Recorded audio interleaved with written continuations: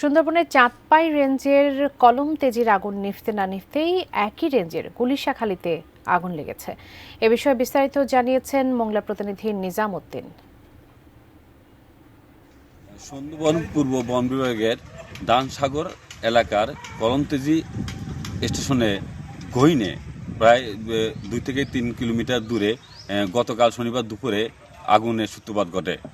দুপুর থেকেই বন বিভাগ এবং ফায়ার সার্ভিস 4টি ইউনিট নির্লজ্জ প্রচেষ্টা করে আজ ভোর 6টার দিকে এই আগুন নিয়ন্ত্রণে নিয়ে আসে এবং এই আগুন লাগার কারণে ঘটনার তদন্ত করার জন্য ইতিমধ্যে বন বিভাগ থেকে 3 সদস্যের একটি কমিটিও গঠন করা হয়েছে।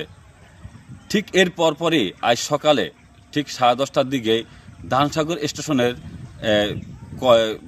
গুলিশাখালী এলাকায় আরটি ক্যাম্পের প্রায় 5 থেকে 6 কিলোমিটার দূরে সুন্দরবনের গহীনে আবারও আগুনের সূত্রপাত ঘটে।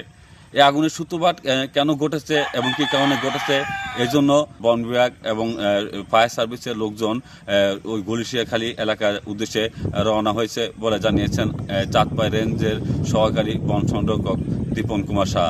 তিনি আমাকে জানিয়েছেন যে তারা এই কলমতেজি এলাকা আগুন নিয়ন্ত্রণ করার পরেই হঠাৎ করে শুনতে পারেন যে আবারও ওই সুন্দরবনের গুলিশাখালী এলাকায় আগুনের সূত্রপাত ঘটে। তবে এখনও পর্যন্ত ওই এলাকায় তারা এখনও পর্যন্ত পৌঁছাতে পারেনি এবং জানিয়েছেন যে ওখানে পৌঁছানোর পরে আগুন নিয়ন্ত্রণে তারা কাজ শুরু করবেন। এই ছিল মোংলা থেকে সুন্দরবনে আগুন লাগার সর্বশেষ অবস্থা।